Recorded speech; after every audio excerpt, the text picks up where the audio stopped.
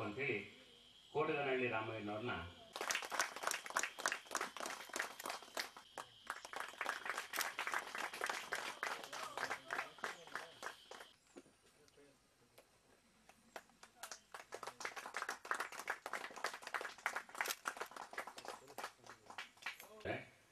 ಹಾಗೆ ಮಹೇಶ್ ಕುಮಾರ್ ಅವರು ಸನ್ನಿವೇಶದಲ್ಲಿ ಹೋರಾಟಗಳು ನಡೆದಿರುವಂಥ ಕ್ರಾಂತಿಗಳು ನಡೆದಿರುವಂಥ ಸಂದರ್ಭಗಳಲ್ಲಿ ಅಲ್ಲಿನ ಅತ್ಯಂತ ಅಶಕ್ತರು ಮತ್ತು ತಿರಸ್ಕಾರಕ್ಕೆ ಒಳಪಟ್ಟವರು ಭಾಳ ದೊಡ್ಡ ಪಾತ್ರಗಳನ್ನು ನಿರ್ವಹಿಸಿದ್ದಾರೆ. ಉದಾಹರಣೆಗೆ ಅಲ್ಜೀರಿಯಾದಲ್ಲಿ ನಡೆದಂಥ ಕ್ರಾಂತಿಯಲ್ಲಿ ಫ್ರೆಂಚರನ್ನು ಒಡೆದೋಡಿಸುವಾಗ ಅಲ್ಲಿ ಭಾಳ ಮುಖ್ಯ ಪಾತ್ರ ವಹಿಸಿದ್ದೇನು ಅಂತಂದರೆ ಅಲ್ಲಿ ಯಾರನ್ನ ವ್ಯಭಿಚಾರಣೆ ಇರುವಂಥ ಅಥವಾ ಸೆಕ್ಸ್ ವರ್ಕರ್ಸ್ ಅಂತ ತಿರಸ್ಕರಿಸಿದ್ರೋ ಅವರು ಕ್ರಾಂತಿಯಲ್ಲಿ ಭಾಳ ದೊಡ್ಡ ಪಾತ್ರನ ನಿರ್ವಹಿಸ್ತಾರೆ. ಹಾಗೆಯೇ ವಿಯೆಟ್ನಾಮಲ್ಲೂ ಕೂಡ ಇವ್ರದ್ದು ಭಾಳ ದೊಡ್ಡ ಪಾತ್ರ ಇದೆ. ಹಾಗೆ ಮಕ್ಕಳದು ಕೂಡ ಇಂಥದ್ದನ್ನು ನಾವು ನಮ್ಮ ಚಳವಳಿಗಳ ಒಳಗೊಳ್ಳಿಲ್ವೇನೋ ಅನ್ನೋಂಥ ಒಂದು ಕೊರತೆಯನ್ನು ನನಗೆ ಅನ್ನಿಸ್ತಾ ಇತ್ತು. ಸೊ ಇಂಥ ನಾವು ಬನಗಳು ಕೂಡ ಪ್ರವೇಶ ಮಾಡಲಿಕ್ಕಾಗದೇ ಇರುವಂಥ ಕೇವಲ ಬುಡ್ಡಿ ದೀಪಗಳು ಮಾತ್ರ ಬೆಳಕನ್ನು ಕೊಡಬಹುದಾದಂಥ ಕತ್ತಲು ಜಾಗಗಳಿದ್ದಾವೆ ಅನ್ನೋವಂಥ ಒಂದು ವಿಷಯವನ್ನು ನಾವು ಕಡೆಗಾಣಿಸಿದ್ವಿ ಅಂತ ಅನಿಸುತ್ತೆ. ಅಂಥ ಒಂದು ಅಗತ್ಯ ಈಗ ನಮ್ಗೆ ಭಾಳ ದೊಡ್ಡದಾಗಿ ಕಾಡ್ತಾ ಇದೆ. ಆ ಪರಿಸ್ಥಿತಿ ಯಾಕೆ ಬಂತು ಅಂತಂದರೆ ಇವತ್ತು ನಮ್ಮ ಸ್ಥಳೀಯತೆ ಅಥವಾ ಈ ಸಣ್ಣ ಸಣ್ಣ ಕತ್ತಲು ಜಾಗಗಳು, ಸೂರ್ಯನ ಕಿರಣ ಮುಟ್ಲಾಗದಂಥ ಕತ್ತಲು ಜಾಗಗಳು ಅಂತ ಏನನ್ನು ನಾವು ಭಾವಿಸ್ಕೊಂಡಿದ್ದೀವಿ, ಆ ಜಾಗಗಳಿಗೆ ಇವತ್ತು ನಾವು ಕಣ್ತೆರೆದು ನೋಡುವಂಥ ಒಂದು ಸಾಂಸ್ಕೃತಿಕ ಬಿಕ್ಕಟ್ಟು ಸಂಭವಿಸಿದೆ ಅಂತ ನಾನು ಭಾವಿಸಿದ್ದೀನಿ. ಇವತ್ತಿನ ಹಲವಾರು ಧರ್ಮದ ಬಗ್ಗೆ ಹಲವಾರು ಧರ್ಮದ ಪ್ರಮುಖರು ಮಾತಾಡ್ತಾರೆ. ಅವ್ರು ಯಾರು ಧರ್ಮನ ಸಂಪೂರ್ಣ ಅರ್ಥನ ಸಮಾಜಕ್ಕೆ ತಿಳಿಸಿ ಸಮಾಜನ ಪರಿವರ್ತನೆ ಮಾಡಿ ಸಮಾಜನ ಒಂದು ಸರಿದಾರಿಗೆ ತಗೊಂಡೋಗ್ಲಿಕ್ಕೆ ಪ್ರಯತ್ನ ಪಡ್ತಾ ಇಲ್ಲ. ಧರ್ಮ ಅಂದರೆ ಒಂದು ದೇವಾಲಯ ಇದ್ದಾಗೆ. ಇವತ್ತಿನ ಜನರು ಆ ದೇವಾಲಯದೊಳಗೆ ಹೋಗಿ ಬಂದರೆ ನಾವು ಧರ್ಮದೊಳಗೆ ಹೋಗಿ ಬಂದ್ವಿ ಅನ್ನೋ ಮನೋಭಾವನೆ. ಆ ದೇವಸ್ಥಾನದಲ್ಲಿ ತೀರ್ಥ ಪ್ರಸಾದಗಳನ್ನ ಸ್ವೀಕಾರ ಮಾಡಿದ್ರೆ ಅಥವಾ ಚರ್ಚ್ ಫಾದರ್ಗಳಿಂದ ಬ್ಲೆಸ್ಸಿಂಗ್ಸ್ ತೊಗೊಂಡ್ರೆ ಅದು ಪ್ರೇಯರ್ ಮಾಡಿ ಬಂದರೆ ನಾವು ಧರ್ಮದವನ್ನ ಅನುಭವಿಸಿದ್ದೀವಿ, ನಾವು ಧಾರ್ಮಿಕವಾಗಿ ನಡ್ಕೊತಾ ಇದ್ದೀವಿ, ನಾವು ಧರ್ಮದ ದಾರಿಯಲ್ಲಿ ನಡೀತಾ ಇದ್ದೀವಿ ಅನ್ನೋ ಮನೋಭಾವನೆ ಇವತ್ತು ಸಮಾಜದ ಜನರುಗಳಿಗೆ ಇದೆ.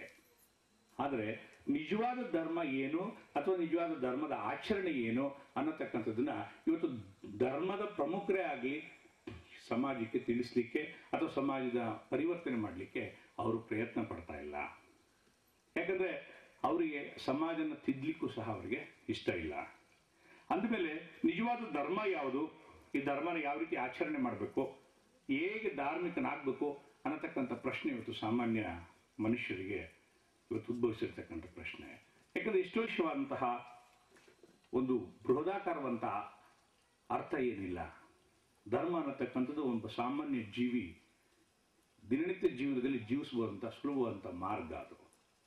ಅದೇ ಧರ್ಮನ ಒಬ್ಬ ಮಾನವ ಮತ್ತು ಮಾನವನ ಮಧ್ಯೆ ಇರತಕ್ಕಂತಹ ಸೌಹಾರ್ದಯುತವಾದಂತಹ ಪರೋಪಕಾರಿ ಮನೋಭಾವನೆ ಉಳ್ಳತಕ್ಕಂತಹ ಒಂದು ಪ್ರೇಮ ಪ್ರೀತಿಯ ಅತ್ಯುತ್ತಮವಂತಹ ಅವಿನಾಶವಾದಂತಹ ಸಂಬಂಧನೇ ನಿಜವಾದ ಧರ್ಮ ಅನ್ನತಕ್ಕಂಥದ್ದನ್ನ ನಾವು ಈ ಸಂದರ್ಭದಲ್ಲಿ ಹೇಳ್ತೀವಿ. ಮಾಡೋದು ಒಬ್ಬ ಮನುಷ್ಯ ಇನ್ನೊಬ್ಬ ಮನುಷ್ಯನಿಗೆ ಅರ್ಥ ಮಾಡಿಕೊಂಡು ಅವನ ಜೊತೆ ಪರೋಪಕಾರಿ ಮನೋಭಾವದಿಂದ ಸೌಹಾರ್ದತೆಯಿಂದ ಪ್ರೇಮ ಪ್ರೀತಿಯಿಂದ ಬದುಕಿದ್ದಾಗ ಮಾತ್ರ ಆತ ಧರ್ಮ ಮಾರ್ಗದಲ್ಲಿ ನಡೀತಾ ಇದ್ದಾನೆ, ಆತ ಧಾರ್ಮಿಕನಾಗಿದ್ದಾನೆ, ಆತ ಒಂದು ಧರ್ಮದ ಮಾರ್ಗದಲ್ಲಿ ಇದ್ದಾನೆ ಅನ್ನತಕ್ಕಂಥದ್ದು ಒಂದು ಅರ್ಥ ಬರುತ್ತೆ ಮತ್ತು ಧರ್ಮನ ಆಚರಣೆ ತಂದಾಗ ಆಗುತ್ತೆ ಅನ್ನತಕ್ಕಂಥದ್ದು ಈ ಸಂದರ್ಭದಲ್ಲಿ ನಾವು ಜ್ಞಾಪಿಸ್ಕೊಳ್ತಕ್ಕಂಥ ಅವಶ್ಯಕತೆ ತುಂಬಾ ಇದೆ.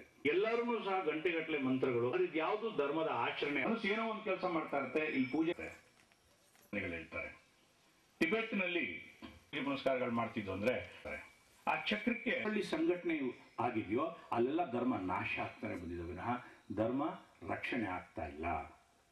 ಇವತ್ತು ಮುಸಲ್ಮಾನ್ ಧರ್ಮ ಅಂದ್ರೆ ಮುಸಲ್ಮಾನ್ ಧರ್ಮದಲ್ಲಿ ಇರ್ತಕ್ಕಂಥ 3 ಸಂಘಟನೆಗಳು ಮಾಡ್ತಾ ಇರತಕ್ಕಂಥ ಜಿಹಾದ್ ಹೆಸರು ಮಾಡ್ತಾ ಇರತಕ್ಕಂಥ ಭಯೋತ್ಪಾದನೆ ಇರ್ಬೋದು, ಮತ್ತೊಂದಿರ್ಬೋದು, ಅದು ಇಡೀ ಪ್ರಪಂಚ ಇವತ್ತು ಮುಸಲ್ಮಾನ್ ಧರ್ಮ ಅಂದ್ರೆ ಅದು ಕೆಟ್ಟ ಧರ್ಮ ಏನೋ ಅನ್ನೋ ಮಟ್ಟಿಗೆ ಯೋಚನೆ ಮಾಡುವಂತ ಪರಿಸ್ಥಿತಿ ಇವತ್ತು ಬಂದಿದೆ.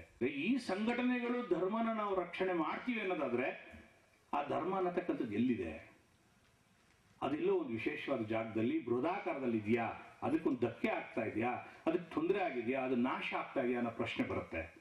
ಸಂಘಟನೆಗಳಿಂದನೂ ಮುಂದಿನ ದಿನಗಳಲ್ಲಿ ಬರುತ್ತೆ ಅನ್ನತಕ್ಕಂಥದ್ದನ್ನ ಇವತ್ತು ನಾನು ಘಂಟಾಘೋಷವಾಗಿ ಹೇಳಲಿಕ್ಕೆ ಇಷ್ಟಪಡ್ತೀನಿ ಈ ಒಂದು ವೇದಿಕೆಯಲ್ಲಿ.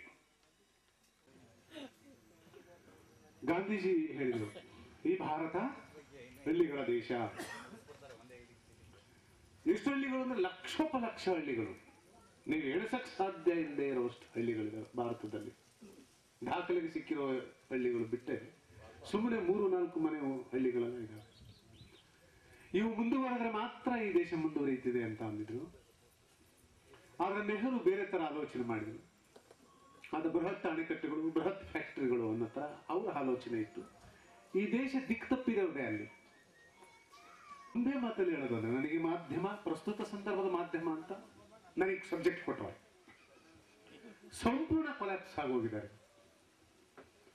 ಎಷ್ಟು ಮಟ್ಟಿಗೆ ಕೊಲ್ಯಾಪ್ಸ್ ಆಗೋಗಿದ್ದಾರೆ ಅಂದ್ರೆ, ಈ ದೇಶದಲ್ಲಿ ಬಡತನ ಇದೆ, ಅಜ್ಞಾನ ಇದೆ, ಮೂಢನಂಬಿಕೆ ಇದೆ, ದಬ್ಬಾಳಿಕೆ ಇದೆ, ಜಾತೀಯತೆ ಇದೆ, ವಿಷಬೀಜಗಳಿದೆ. ನೀವು ಜವಾಬ್ದಾರಿಯಾಗಿ ಕರ್ತವ್ಯಗಳನ್ನು ನಿರ್ವಹಿಸಿದ್ರೆ ನೀವು ಒಂದು ಸ್ವಲ್ಪ ಸುಧಾರಣೆ ಆಗಬೇಕು. ಪ್ರಜಾಪ್ರಭುತ್ವದ ಈ ದೇಶದಲ್ಲಿ ಈ ಪತ್ರಿಕೆಯು ಬರೀತವೆ, ದೊರೆಯ ಆಗಮನ. ಪ್ರಜಾಪ್ರಭುತ್ವದಲ್ಲಿ ದೊರೆ ಹೆಂಗ್ ಸಾಧ್ಯನಪ್ಪ? ದೊರೆಯ ಆಗಮನಕ್ಕಾಗಿ ಸಿಕ್ಕಿದ್ರೆ ಇನ್ನೂ ವ್ಯಾಪಕವಾಗಿ ಹರಡಿ ಬಿಡೋನು ಅಂತ ಅಂದ್ಬಿಟ್ಟು, ಕೇವಲ ಅವನ ಅತ್ಯಂತ ಕಡಿಮೆ ಅವಧಿಲಿ ಆ ಬಸವ ಧರ್ಮ ಎಲ್ಲಿವರೆಗೂ ಬಂದೆ ನೋಡಿ. ಆತ್ರಿ ಗುಂಡ್ಲುಪೇಟೆಯಿಂದ ಅಲ್ಲಿಗೆ ಮಹಾರಾಷ್ಟ್ರದಲ್ಲೇ, ಈ ಕಡೆ ಆಂಧ್ರದಲ್ಲೇ ಇಷ್ಟು ವ್ಯಾಪಕವಾಗಿ ಹರಡಬೇಕಾದ್ರೆ ಮಾಧ್ಯಮಗಳೇ ಇಲ್ಲದ ಕಾಲದಲ್ಲಿ ಈ ರೂಪದಲ್ಲಿ ಒಂದು ನೆಲ ನಂಬಿದವರ ಕ್ರಾಂತಿ ಅದು.